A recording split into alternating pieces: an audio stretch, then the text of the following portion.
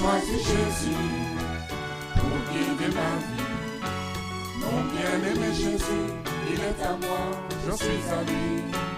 J'ai choisi Jésus pour guider ma vie. Mon bien. Gloire à Dieu, nous continuons notre série Béréen l'explorateur et on s'était arrêté au chapitre 12. Donc l'histoire de la division du royaume, le royaume que Salomon a laissé. Finalement, il y a eu division. Jéroboam, l'ancien serviteur de Salomon, est devenu roi de 10 tribus d'Israël. Et bien sûr, par la prophétie d'Achija, donc dirigée par le Saint-Esprit, et Roboam a gardé que les 2 tribus de Juda et de Benjamin. Et on s'était déjà offusqué de voir que Jéroboam, qui a été établi par Dieu, par prophétie, ce n'est même pas, il n'y a pas de confusion, il n'y a pas de flou. Tout était clair, c'est une prophétie de Dieu qu'il a établi roi, mais finalement, qui tombe dans une idolâtrie officielle, quoi. Il construit des veaux à Bethel, et il mit l'autre à Dan, et a commencé un culte lié à ces veaux-là, à ces animaux, alors que le véritable culte, c'est à l'Éternel, le Dieu invisible. Donc on était choqués la fois dernière de voir ça, voir qu'à chaque fois Dieu fait des faveurs à l'homme, il établit l'homme. Comme ça a commencé même avec Satan. Il a créé avec beaucoup de beauté, beaucoup de gloire, et Satan s'est rebellé. Ensuite, c'est venu avec Adam, et ça continue. À chaque fois, Dieu fait de bonnes choses à l'homme. Notamment, il lui a donné l'intelligence. Et qu'est-ce que fait l'homme? L'homme prend cette intelligence pour l'utiliser et conclure que Dieu n'existe pas. Voilà, cette trahison-là, cette rébellion naturelle, ça continue jusqu'à nos jours. Dieu fait des faveurs aux gens, mais ils se saisissent même de ces faveurs-là pour faire du mal à Dieu. Et nous allons maintenant prendre le chapitre 13, qui est un chapitre important de la Bible. C'est le chapitre 13. C'est un chapitre important pour le reste de la connaissance de Dieu. Voilà. Voici, un homme de Dieu arriva de Juda à Bethel, par la parole de l'Éternel, pendant que Jéroboam se tenait à l'autel pour brûler des parfums.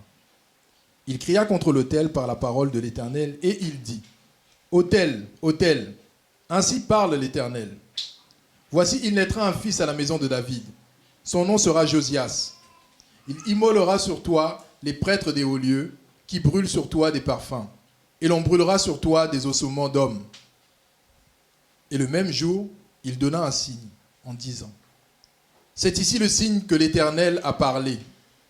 Voici, l'autel se fendra, et la cendre qui est au-dessus sera répandue. » Lorsque le roi entendit la parole que l'homme de Dieu avait criée contre l'autel de Bethel, il avança la main de dessus l'autel en disant, « Saisissez-le !» Et la main que Jéroboam avait étendue contre lui devint sèche, et il ne put la ramener à soi. L'autel se fendit, et la cendre qui était au-dessus fut répandue, selon le signe qu'avait donné l'homme de Dieu par la parole de l'Éternel. Alors le roi prit la parole et dit à l'homme de Dieu, « Implore l'Éternel ton Dieu, et prie pour moi, afin que je puisse retirer ma main. » L'homme de Dieu implora l'Éternel, et le roi put retirer sa main, qui fut comme auparavant. Le roi dit à l'homme de Dieu, « Entre avec moi dans la maison, tu prendras quelque nourriture, et je te donnerai un présent. » L'homme de Dieu dit au roi, « Quand tu me donnerais la moitié de ta maison, je n'entrerai pas avec toi. Je ne mangerai point de pain, et je ne boirai point d'eau dans ce lieu-ci. Car cet ordre m'a été donné par la parole de l'Éternel. tu ne mangeras point de pain et tu ne boiras point d'eau, et tu ne prendras pas à ton retour le chemin par lequel tu seras allé. Et il s'en alla par un autre chemin. Il ne prit pas à son retour le chemin par lequel il était venu à Béthel. Voilà, donc ça c'est la première partie. Donc on voit Jéroboam, le nouveau roi, le nouveau roi, pendant un certain temps, il fait des sacrifices à l'autel de Béthel, alors que Dieu l'a établi clairement, et des sacrifices à un faux Dieu, donc à des statues, donc à l'autel pour brûler, à l'autel qu'il a posé à Béthel. Et Dieu envoie un homme de Dieu, on ne dit pas son nom, c'est un inconnu, mais c'est un homme de Dieu qui vient et qui prophétise, qui parle à Jéroboam pour dire « ce n'est pas bon ce que tu fais là ». Et il cria contre l'autel, on nous dit le verset 2, par la parole de l'Éternel, et dit « Autel, autel, ainsi par l'Éternel, voici il naîtra un fils à la maison de David. Voilà, son nom sera Josias, et il immolera sur toi les prêtres des hauts lieux qui brûlent sur toi des parfums, et l'on brûlera sur toi des ossements d'hommes. » Voilà ce que dit Jéroboam. Et le même jour, il donnait un signe en disant « C'est ici le signe que l'Éternel a parlé. Voici l'autel se fendra, et la cendre qui est dessus sera répandue. » Donc, il réprouve le comportement de Jéroboam et des prêtres qui font ce qu'ils faisaient là. Et le roi a voulu jouer au fort, au costaud. Il a voulu s'opposer à l'homme de Dieu. Donc il est écrit, lorsqu'il a dit « saisissez-le », sa main a été bloquée. Et l'autel s'est brisé. Et la cendre fut répandue, selon le signe qu'avait donné l'homme de Dieu par la parole de l'Éternel. Donc là, on voit, c'est par la parole de l'Éternel. Dieu lui a dit, voilà ce qui va se passer. L'homme de Dieu n'a fait que répéter, et le signe s'est accompli pour confirmer que c'était la parole de l'Éternel. Le roi lui-même a dû admettre que c'était la parole de l'Éternel. Il s'est humilié pour demander que l'homme de Dieu prie pour lui, afin que sa main retrouve son fonctionnement normal. Et c'est ce que l'homme de Dieu a fait. Et finalement, sa main a retrouvé son fonctionnement normal. Et le roi maintenant invite l'homme de Dieu.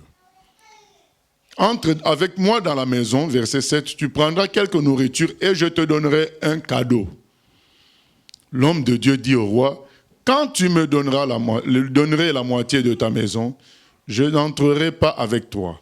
Je ne mangerai point de pain et je ne boirai point d'eau dans ce lieu-ci, car cet ordre m'a été donné par la parole de l'Éternel. Tu ne mangeras point de pain et tu ne boiras point d'eau, et tu ne prendras pas à ton retour le chemin par lequel tu seras allé. Et il s'en alla par un autre chemin, et il ne prit pas à son retour le chemin par lequel il était venu à Béthel. Donc, nous voyons l'application stricte de la parole de Dieu, c'est que ça produit. Ça produit un miracle, l'autel se fend, ça produit l'accomplissement de la prophétie. Et cet homme-là, ce jeune, ce prophète-là, cet homme de Dieu, il applique. Et finalement, il refuse même le cadeau qu'on lui propose par le roi. Il refuse d'aller manger chez le roi parce que la suite de la prophétie, quand Dieu lui parlait, il lui avait dit, tu ne manges pas là-bas, tu retournes par un autre chemin. Donc, tous les ingrédients sont là pour dire, vraiment la parole de Dieu est efficace.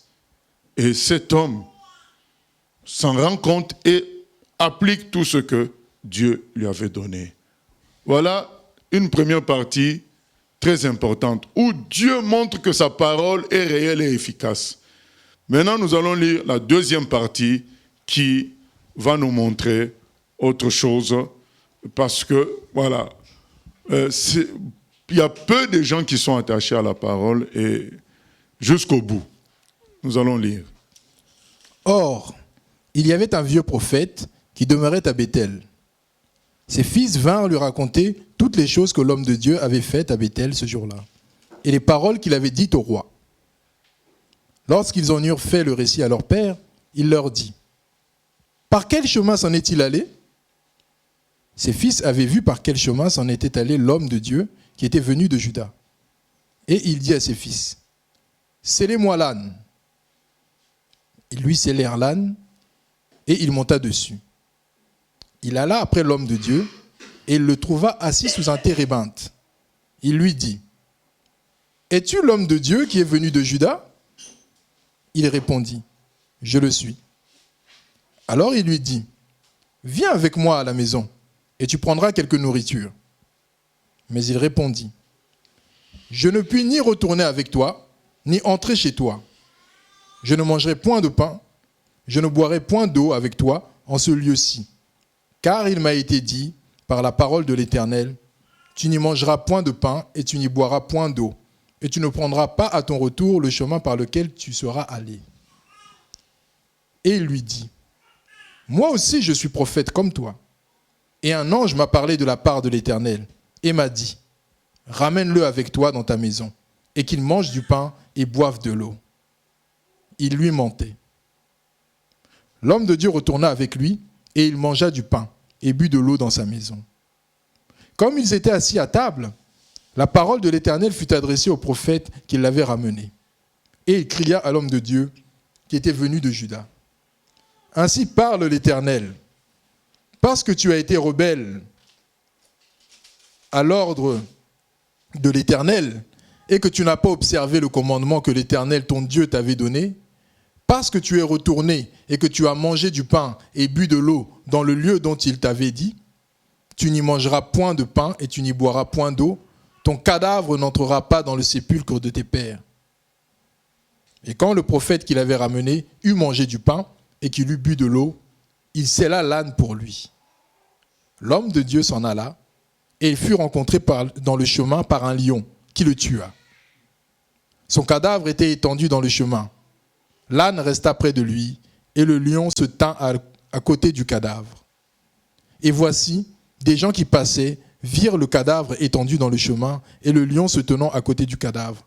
Et ils en parlèrent à leur arrivée dans la ville où demeurait le vieux prophète. Lorsque le prophète qui avait ramené du chemin l'homme de Dieu l'eut appris, il dit : « C'est l'homme de Dieu qui a été rebelle à l'ordre de l'Éternel. Et l'Éternel l'a livré au lion, qui l'a déchiré et l'a fait mourir, selon la parole que l'Éternel lui avait dite. » Puis s'adressant à ses fils, il dit : « Scellez-moi l'âne. » Ils le scellèrent, et il partit. Il trouva le cadavre étendu dans le chemin, et l'âne et le lion qui se tenaient à côté du cadavre. Le lion n'avait pas dévoré le cadavre et n'avait pas déchiré l'âne. Le prophète releva le cadavre de l'homme de Dieu, le plaça sur l'âne et le ramena. Et le vieux prophète rentra dans la ville pour le pleurer et pour l'enterrer. Il mit son cadavre dans le sépulcre et l'on pleura sur lui en disant : « Hélas, mon frère !» Après l'avoir enterré, il dit à ses fils : « Quand je serai mort, vous m'enterrerez dans le sépulcre où est enterré l'homme de Dieu. Vous déposerez mes os à côté de ses os. Car elle s'accomplira, la parole qu'il a criée de la part de l'Éternel contre l'autel de Béthel et contre toutes les maisons des hauts lieux qui sont dans les villes de Samarie. » Voilà, bien aimé, un épisode difficile de voir que quelqu'un qui a été fidèle à Dieu lâche à un moment donné et se retrouve dans des problèmes graves. Voilà. Cet homme a été fidèle. Vous savez, ce n'est pas facile de venir parler à un roi, surtout à l'époque. D'ailleurs, vous avez vu la réaction du roi. Saisissez-le. Donc, ce n'était pas facile, et surtout à cette époque-là, surtout dans des pays dictatoriaux, d'aller voir une personne élevée et lui dire la vérité. On risque sa vie parfois. On risque la prison. On risque qu'on te frappe déjà même sur place. Donc on peut dire que cet homme-là, pendant un certain temps, a été fidèle. Il est venu, il a carrément parlé au roi en prophétisant des malheurs. Mais à un moment donné, il a négligé la parole de Dieu. Donc on cherche, mais comment cela arrive-t-il? Comment cela arrive-t-il? Nous... Oui, question? Oui, parce que je voulais savoir, est-ce qu'on peut dire que le Seigneur a utilisé le prophète pour piéger, enfin, pour tester? Pas du tout. Pas du tout. C'est pas le Seigneur. Bah, parce qu'à un moment donné, il écrit que le Seigneur, enfin, Dieu t'avait dit de ne pas manger, de ne pas boire. Oui, mais oui. Donc c'est de son initiative, il a voulu piéger, il a voulu faire tomber l'homme de Dieu. Parce que c'est écrit, il mentait. Voilà. Voilà. Donc, cet homme a fonctionné avec une certaine fidélité. Mais bien aimé, il faut aller toujours, il faut aller jusqu'au bout. Il faut aller jusqu'au bout, c'est très important. Il faut aller jusqu'au bout. Maintenant, on se dit, mais qu'est-ce qui s'est passé? Comment lui, il a pu affronter des grands dangers quand même, aller parler au roi? Parce qu'il peut freiner et dire, Seigneur, tu m'envoies chez le roi. Est-ce que c'est vraiment toi? Est-ce que c'est vraiment toi? Mais il savait que c'était Dieu. Alors il est parti. Et en allant prêcher au roi, les signes se sont accomplis. Un miracle a été accompli. Le bras du roi, la main du roi est devenue sèche. Donc tout était là pour dire, c'est vraiment la parole de Dieu. Mais dans cette parole, il y avait un chapitre qui disait, tu ne manges pas là-bas, tu retournes par un autre chemin, tu ne manges chez personne. Et il a même obéi. Bien aimé, vous vous imaginez résister à un roi qui t'invite et qui te dit qu'après je te donnerai un cadeau. Mais de tels cadeaux, ça fait de toi un riche à vie. Donc il a même résisté à cette tentation forte, charnelle. Il a résisté. Mais qu'est-ce qui a fini par le faire tomber? C'est vraiment ça qui est important. Je dis 1 Roi 13. 1 Roi 13 est un chapitre très important de la compréhension des choses de Dieu. Oui? Parce que moi je voulais dire, mais par rapport à ce que le Seigneur demande... Est-ce que le micro est allumé? Oui, d'accord, ok. En fait, ma question c'est, pourtant Dieu ne demande pas quelque chose de grand, en fait, au prophète, mais c'est vrai que ça nous rappelle aussi, en fait, à nous-mêmes. C'est vrai que des fois, Dieu nous demande des choses qui paraissent simples et tout, mais, comment dire, on ne le fait pas. Et ça entraîne des graves conséquences. C'est quand même... ça fait peur quand même. Enfin, dans le sens où c'est vrai que quelque chose que nous, on pense être simple, on se dit, bon, c'est banal, Dieu me demande ça, bon, peut-être que je peux ne pas faire et tout, mais on voit quand même que là, ça entraîne de graves conséquences. Mais pourquoi, même nous, en tant qu'humains, en fait, on réagit comme ça? Est-ce que c'est parce que en fait, on banalise la chose, où on se dit, je sais pas, c'est pas grave. Parce que, non, c'est parce qu'on banalise la parole de Dieu parce qu'elle vient d'une manière simple. Ce n'est pas le tonnerre qui parle. Si par exemple c'est une voix qui parlait du ciel, tu passes pas par un autre chemin, le nuage bouge, tout ça, tout le monde va obéir.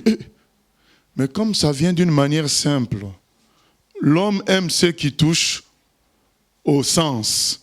Il aime ce qui bouleverse les sens, ce qui s'agite, ce qui fait du mouvement, ce qui explose. C'est ce que l'homme aime. Voilà. Maintenant, comme la parole de Dieu vient parfois d'une manière très simple, on a du mal parce qu'on veut saisir Dieu par la chair. Or Dieu est esprit, il faut qu'on le saisisse en esprit. Et maintenant, comme nous on veut s'appuyer sur la chair, il y a des moments où la parole de Dieu paraît trop faible pour notre chair et on la néglige et les conséquences sont graves. Oui.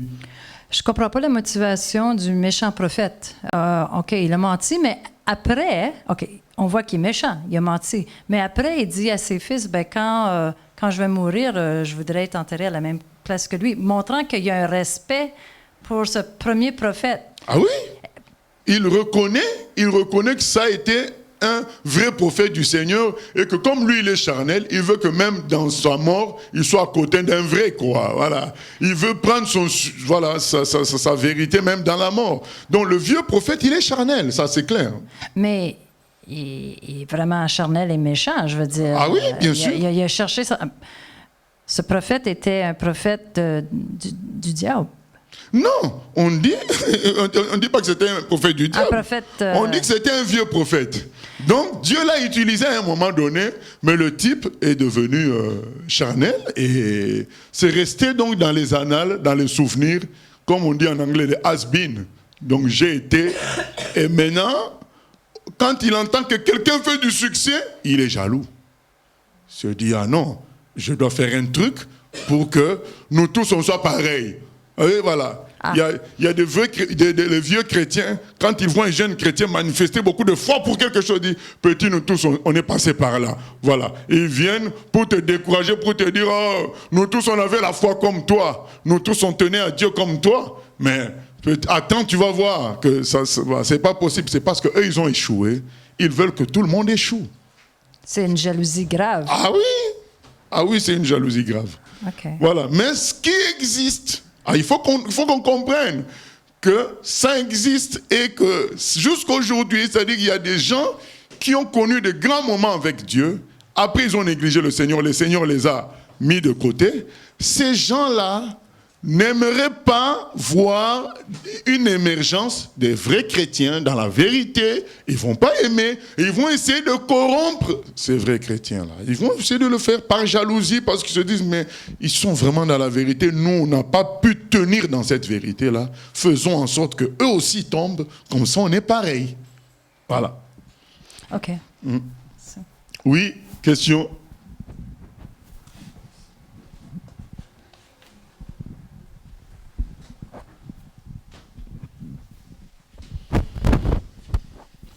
Oui, pasteur, on pourrait argumenter en lisant ce passage que le Seigneur a été quand même relativement dur vis-à-vis du bon prophète, dans le sens où le prophète était quand même fidèle au Seigneur, mais il a été trompé, parce que pour ma part, quand je lis ce passage, j'ai le sentiment qu'il a été trompé par quelqu'un en qui il a fait confiance.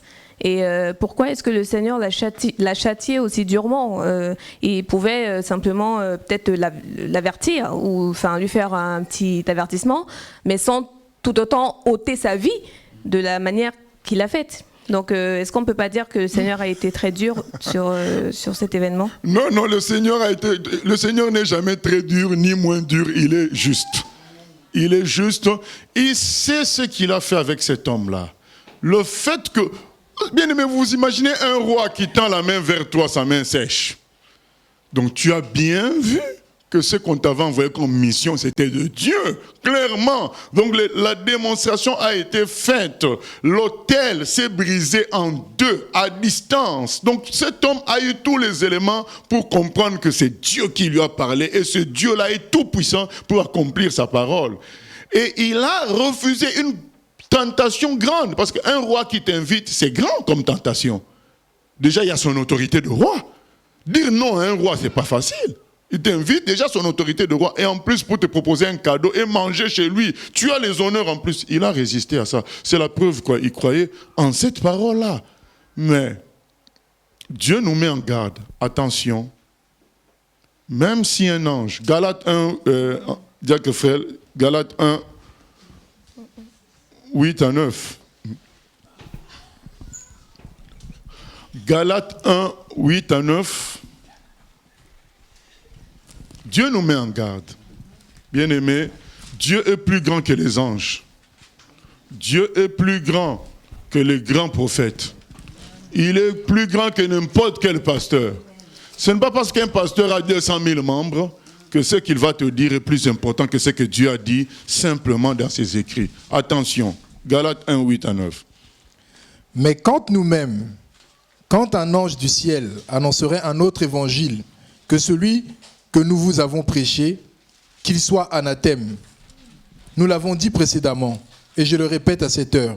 Si quelqu'un vous annonce un autre évangile que celui que vous avez reçu, qu'il soit anathème. Voilà. Paul est parti loin. Il a dit, même si lui-même, Paul, dans 10 ans après, il vient changer, il ne faut pas le suivre. Mais, alors que c'est lui, Paul, qui avait prêché. Maintenant, il dit, ce que je prêchais là, je sais que c'est la vérité. Si dans 10 ans après, je change, même moi, ne me suivez pas. J'aurais menti. Même un ange. Donc, cet homme a eu la confirmation. On pourrait dire, bon, au début, c'est une voix qui lui a parlé, mais là, il a eu la confirmation parce qu'il y a eu des accomplissements fulgurants. Il a eu la confirmation que c'était Dieu qui a parlé, au point qu'il a refusé l'invitation du roi. Mais maintenant, la tentation subtile, c'est au milieu des enfants de Dieu. La prophétie, les visions, Dieu m'a dit... c'est là la tentation subtile qui fait tomber beaucoup de gens qui vont en arriver à négliger les Écritures, négliger la Bible parce que Dieu a dit, parce que quelqu'un a réussi. Il y a des gens qui disent, ah mais oui, mais Joyce Meyer, elle a une église de milliers de personnes. Vous voulez qu'il dise que les femmes ne peuvent pas prêcher alors que Joyce Meyer, elle prêche? Et l'église est remplie. Donc, parce que Joyce Meyer prêche, l'église est remplie, on dit, mais certainement Dieu est avec elle. Ah non! Quelque chose qui contredit les Écritures n'est pas correct, même si ça trouve du succès. C'est ça que Galates 1:8 nous dit, à 9. Donc, même si un ange vient vous dire ça, un ange il vient avec puissance, lumière, gloire, même s'il vient changer, si lui, un ange vient changer la parole, ne suivons pas. Restons sur ce qui est écrit. Et nous savons que ce qui est écrit, la parole de Dieu, cet homme savait que ce qu'on lui avait dit, c'était la parole de Dieu. Mais puisque l'homme l'a dit, c'est un ange qui est venu me voir. Lui-même, il a été impressionné par le fait qu'on cite le nom d'un ange. Et beaucoup sont impressionnés parce qu'ils ont vu un ange. Non, la parole de Dieu est au-dessus de tout cela. Oui? Pasteur, oui. Pardon, je continue dans ma question. Est-ce qu'on pourrait, qu'est-ce qu'on peut dire à des personnes qui pensent que ce prophète, finalement, il a perdu son salut? Est-ce qu'on peut extrapoler en disant lequel? Le bon prophète, celui qui a désobéi à la parole du Seigneur? Nulle part c'est écrit qu'il a perdu son salut. Mais parce que techniquement, il y a des personnes qui peuvent se dire que si on meurt dans la désobéissance, on perd le salut automatiquement. Moi, je dis, ce qui est caché est à Dieu, ce qui est révélé est à nous. On ne nous a pas révélé qu'il est mort dans la désobéissance. On nous révèle on lui a dit la vérité. On ne nous montre peut-être qu'il s'est repenti en chemin. Mais la prophétie du Seigneur a demeuré. Donc ça, on ne sait pas. Ce qu'on peut dire, c'est que le vieux prophète, quand même, a souhaité être enterré avec lui. Peut-être qu'il a vu en lui une âme bienfaisante, une âme de vérité, jusqu'au bout. Voilà. Donc, on ne nous dit pas comment il a fini. Ça reste pour Dieu. Nous, on prend la leçon suivante. Attention, on ne blague pas avec la parole de Dieu. La parole de Dieu, c'est la parole de Dieu. Même si un ange vient changer, même si quelqu'un est en train de prêcher autre chose, qu'il a du succès, les gens le suivent, mais il cite le nom de Jésus, mais en sa sauce à lui, ce n'est pas la parole de Dieu. Son succès ne doit pas nous faire croire que nous, on est dans le faux. Non. Celui qui est dans le vrai, c'est celui qui suit la parole de Dieu. Même s'il n'a pas de succès, même s'il est emprisonné, la parole de Dieu reste la parole de Dieu, c'est la vérité. Oui. Pasteur, je voulais savoir, en fait, nous, comme le comme le prophète et tout, c'est vrai qu'on résiste. Lequel? En fait, le bon, celui qui a résisté au roi. C'est vrai que même nous aussi, par rapport à notre vie et tout, c'est vrai qu'on résiste des fois à beaucoup de combats, donc on tient bon. Et pourquoi, comme lui, après, quand c'est des petites choses et tout, donc on cède. Est-ce que c'est parce que on se dit, bon, pour les grandes choses, Dieu est avec nous, et là, bon, même si je lâche, peut-être que Dieu est avec moi. Est-ce qu'on dit ça Oui, parce qu'on se dit ça aussi, tu as raison, parce qu'on a tendance à penser que Dieu est seulement dans les grands combats. Là, on se lève, on prie, et on n'est pas vigilant dans les combats de tous les jours. Comment on peut s'énerver au travail, comment, rester poli vis-à-vis des parents à la maison. Voilà.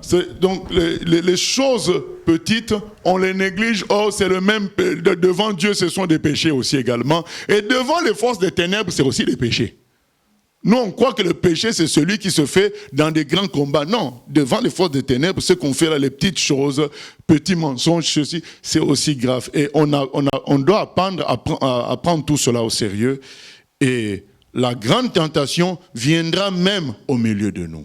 Viendra dans la négligence de la parole à cause d'une prophétie, à cause d'une vision, à cause, d'une promesse venant d'un enfant de Dieu, et on va négliger les Écritures parce qu'on veut ménager quelqu'un. Peut-être lui aussi voulait respecter le vieux. Il dit, c'est le vieux prophète qui m'invite, je ne vais pas quand même dire non. Mais, voilà, il a voulu ménager un homme. Voilà, et parfois, en voulant mettre les gens à l'aise, on va diminuer la parole de Dieu, on va la détourner un peu parce qu'on veut mettre les gens à l'aise. Voilà. Je ne dis pas non plus que la parole de Dieu est là pour mettre les gens mal à l'aise, pas du tout. D'ailleurs, l'apôtre Paul dit que dans Colossiens 4, 6, que notre parole doit être assaisonnée de sel. Voilà. Donc ce n'est pas que la parole est là pour mettre les gens mal à l'aise, mais nous ne devons pas la changer. Nous devons la présenter de manière que ça ne soit pas comme quelque chose, une provocation, mais on ne doit pas la changer. Et on peut être tenté de changer cette parole parce qu'on ne veut pas blesser quelqu'un, on ne veut pas faire ceci, on ne va pas... Et changer carrément la parole, c'est très dangereux. On voit, cette leçon-là est pour nous les vivants. Attention, on ne bouge pas la parole de Dieu. Elle doit rester telle qu'elle est. Voilà. Vaut mieux que toi-même tu pêches, mais ne bouge pas la parole de Dieu. Cet homme-là a lui-même, il s'est condamné parce qu'il avait dit, il avait juré à Jéroboam, le roi. Il a dit, Dieu m'a dit de ne pas faire ça. La parole de Dieu a été sortie. C'est lui-même qui l'avait dit. Donc du coup, en faisant le contraire, il s'est condamné lui-même. Donc nous-mêmes qui disons la parole, et donc quand maintenant on oublie ça, eh bien on se condamne soi-même. Donc c'est un passage très très important qui nous montre que, voilà, dans les milieux chrétiens, c'est là que se trouvent les plus grosses tentations. C'est dans les milieux chrétiens. Parce que quand c'est un païen qui vient nous tenter, normalement on est déjà vigilant parce que c'est un païen. Mais quand c'est un chrétien maintenant qui veut nous tenter, on n'est pas vigilant parce qu'on se dit, mais peut-être que Dieu lui a parlé. Peut-être que c'est un ange qui lui a parlé. On se dit, mais oui, mais comment il peut avoir une église de 40 000 personnes et dire des fausses choses? Certainement, c'est une nouvelle révélation que Dieu lui a donnée. Alors, on fait des excuses parce qu'on dit le nom de Jésus est cité. Et surtout qu'à un moment donné, dans le milieu chrétien, on avait fait courir une histoire comme quoi, dans une réunion de satanistes, un nouveau sataniste, sans le savoir, avait cité le nom de Jésus,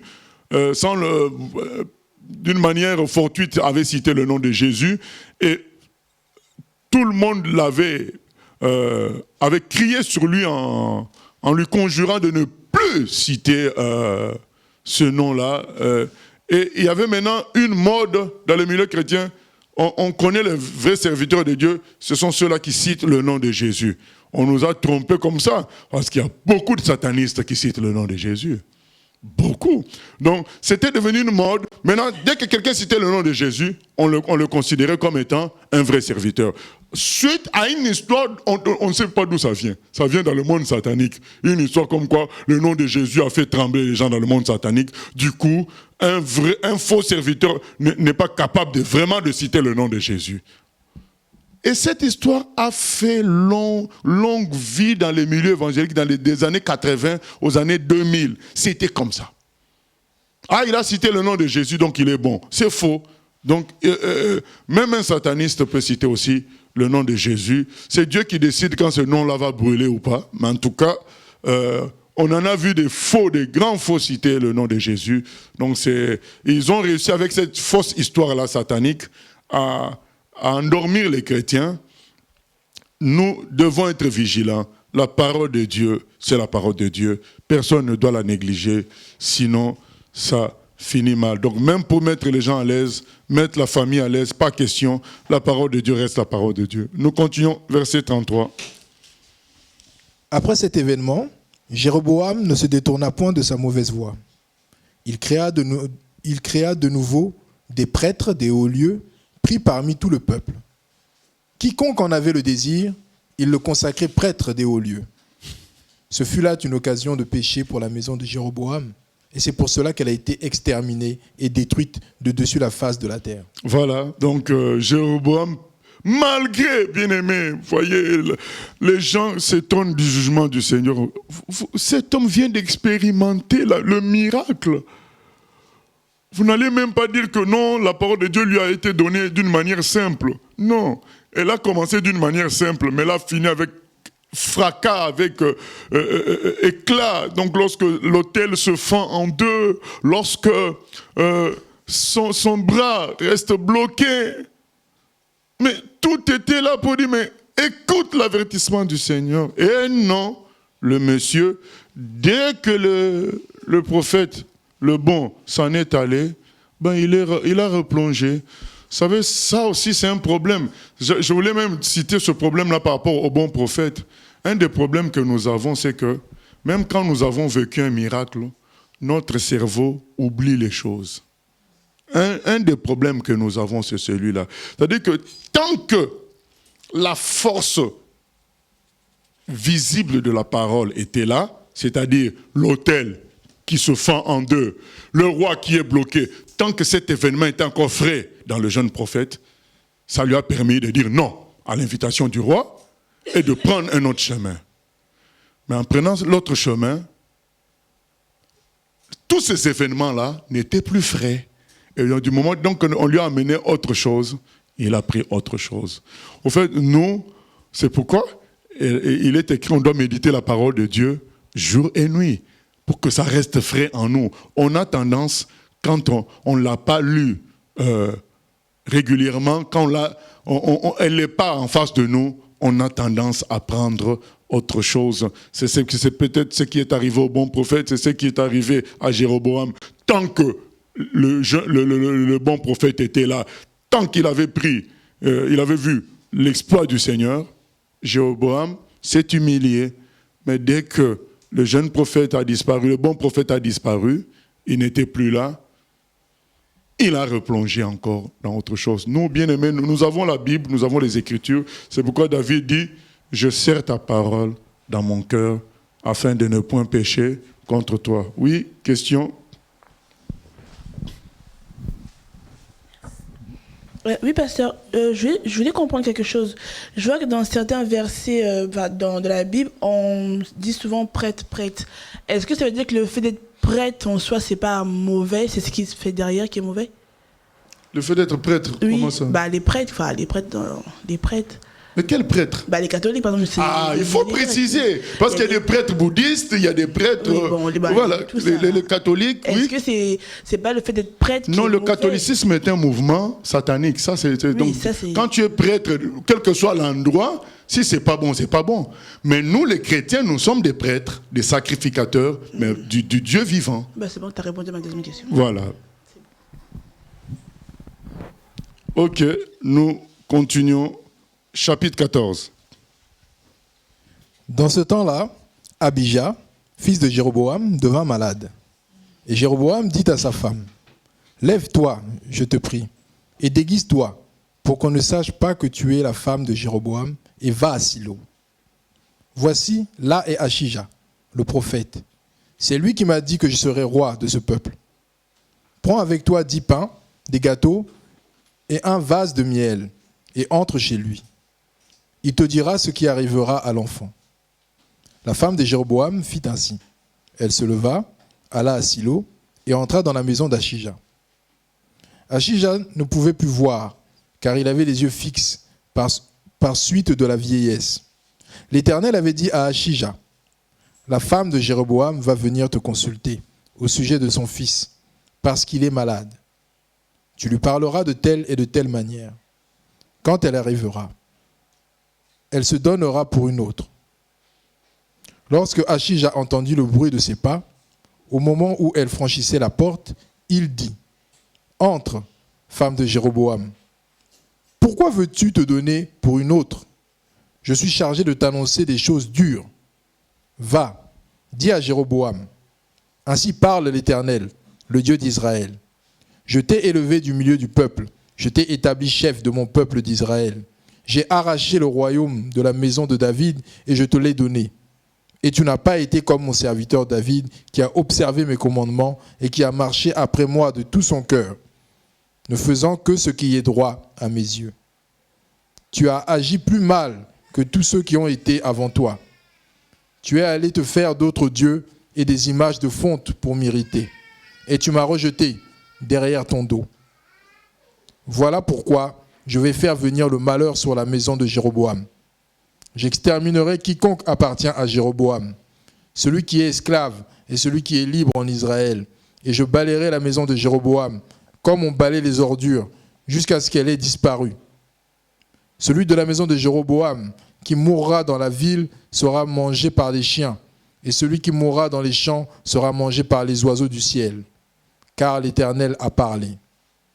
Et toi, lève-toi, va dans ta maison. Dès que tes pieds entreront dans la ville, l'enfant mourra.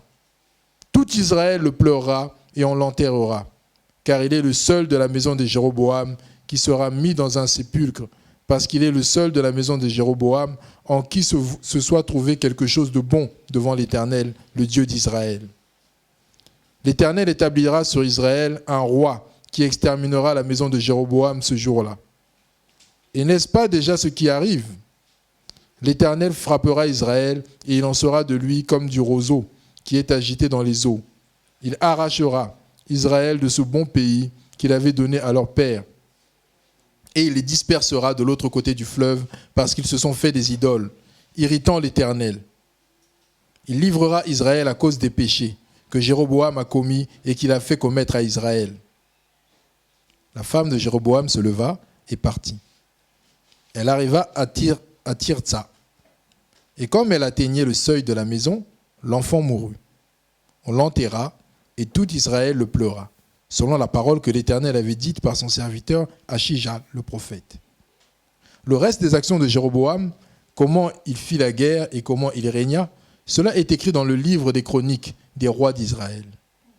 Jéroboam régna 22 ans, puis il se coucha avec ses pères, et Nadab, son fils, régna à sa place. Voilà donc comment Jéroboam finit sa vie, et il tente encore une supercherie en envoyant sa femme en cachette consulter les prophètes. Vous savez, c'est des gens qui sont comme ça, qui n'ont pas de position. Il est avec le faux Dieu, mais après il se souvient que le véritable Dieu existe. Je peux avoir une vérité de sa part. Voilà, c'est des gens comme ça sans position qui ne prennent pas une fois pour toutes un chemin, qui cherchent des solutions à gauche, à droite. Il y a des gens qui sont comme ça, qui cherchent des solutions d'église en église, d'église en église, d'église. Donc ils n'ont pas de position, savoir comment Dieu les conduit une fois pour toutes, leur montrer un chemin à suivre. Non, ils cherchent des solutions sur Internet dans tel homme de Dieu, tel homme de Dieu. Donc finalement, ils écoutent des choses qui se contredisent parfois et ils ne savent pas quoi faire. Donc, alors que Dieu a la capacité de nous montrer le chemin à suivre une fois pour toutes, quelqu'un que nous devons écouter, quelqu'un qui doit nous encadrer une fois pour toutes. Mais non, toujours pas de position et on prend ceci, on prend cela. Pour autant que ça marche, on prend. C'est très très dangereux. C'est très dangereux. Il faut suivre un chemin avec Dieu. Et Jéroboam, sans position, il finit très très mal avec une mauvaise prophétie. Mais il y a un détail qui nous fait réfléchir là, c'est le verset 13. Tout Israël le pleurera et on l'enterrera, car il est le seul de la maison de Jéroboam qui sera mis dans un tombeau, parce qu'il est le seul de la maison de Jéroboam en qui se soit trouvé quelque chose de bon devant l'Éternel, le Dieu d'Israël. Donc pourquoi cet enfant-là meurt? Parce qu'il était droit, parce qu'il était bon. Donc arrêtons de réfléchir sur Dieu lorsqu'on ne connaît pas tous les éléments. On dit, mais pourquoi un tel est mort? Mais peut-être parce qu'il est justement, Dieu l'aimait beaucoup qu'il l'a enlevé. Là, on a la preuve. Donc, cet enfant-là meurt avant les autres parce que c'est lui que Dieu aimait le plus, parce qu'il était droit. Donc, attention dans nos jugements sur les choses qu'on voit. Dieu, lui seul, connaît tout. Ne jugeons que de ce que nous, on peut savoir. Oui. Il y a une question Internet. La question revient sur le jeune prophète. Donc, le fait que le jeune prophète n'ait pas écouté, cela annule-t-il ce qu'il a fait auparavant, tout ce qu'il a fait? On va lire Ézéchiel, je crois. Ézéchiel chapitre 2 pour répondre à ça.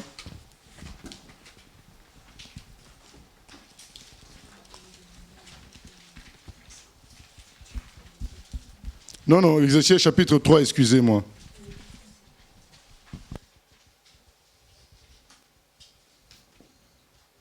Verset 20.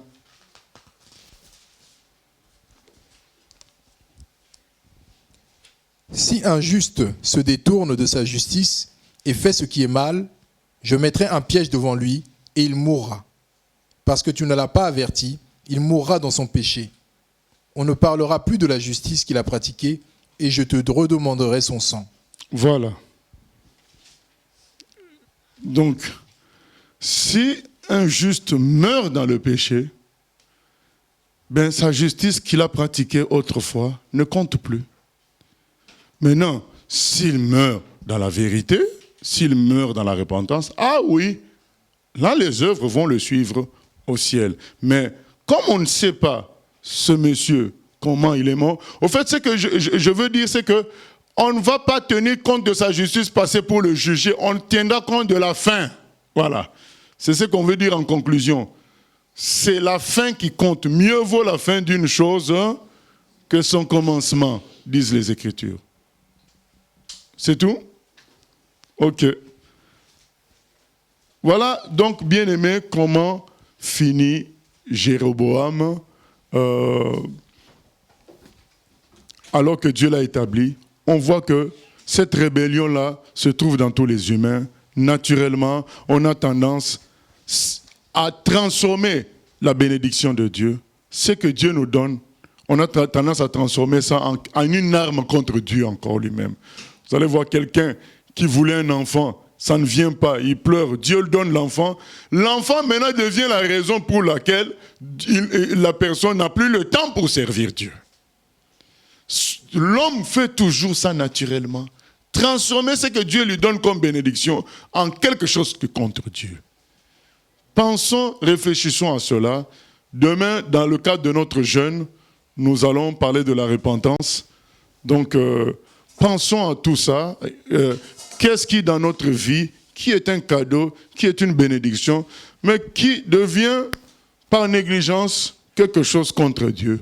On se sert de ça pour ne plus prier. On se sert de ça pour ne plus rejoindre les frères et sœurs. Et on se sert de ça pour pécher aussi. Donc, il faut réfléchir à tout cela. Et nous allons nous arrêter aujourd'hui puisque nous sommes dans la série de jeûnes et prières. Le thème étant l'adoration, l'humilité. Et dans cette adoration et humilité, on va parler demain de la repentance. Donc, l'humilité, c'est aussi savoir se repentir de ses péchés, reconnaître que Dieu seul est juste et que nous, on a des imperfections, on a besoin de se repentir et nous allons prier que Dieu nous aide à prendre sa parole au sérieux, bien-aimés, par rapport à ce que nous venons de lire. Négliger la parole de Dieu, c'est fatal. Négliger la parole de Dieu au profit des anges. On dit, mais il a vu des anges, il a eu une vision, il est monté au ciel. Oui, mais si ce qu'il dit contredit la parole de Dieu, l'apôtre nous dit dans Galates 1, 8 à 9, on n'accepte pas. Ah oui, mais il a fait des miracles. Oui, mais Matthieu 24, 24 nous dit que le diable va faire aussi des miracles. Si c'est que l'enseignement est donné n'est pas conforme à la parole de Dieu, même si ça vient de quelqu'un qui a fait 40 ans de preuves de vérité, il y a des gens qui ont fait 40 ans, 30 ans de preuves de vérité, mais si la 42e année, il commence à dire des choses qui ne sont pas bibliques, on ne suit pas. Ce n'est pas lui qui est la vérité, c'est la Bible qui est la vérité. Voilà, prions que le Seigneur nous garde dans sa parole au nom de Jésus. Seigneur, au nom de Jésus, nous venons prier, Seigneur, que tu nous gardes dans ta parole, Seigneur. Quoi qu'il arrive, Seigneur, même si quelqu'un venait à sortir le feu par sa bouche et qu'il nous dise des choses qui sont contraires à ta parole, qu'on n'accepte pas. Même si quelqu'un nous donnait de l'argent, nous donnait un bâtiment et nous voudriez nous voir faire des choses qui sont contraires à ta parole, Seigneur, aide-nous à ne pas suivre. Aide-nous à nous attacher à ce qui est écrit, car ce qui est écrit dans la Bible, c'est ça ta parole. Nous ne sommes que des humains, nous pouvons nous tromper, mais ta parole est la vérité totale, Seigneur.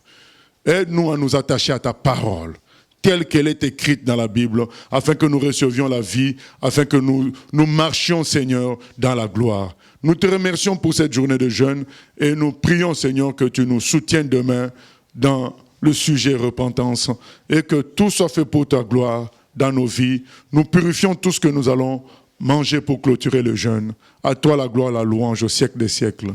Amen. Gloire à Dieu. Que Dieu nous bénisse.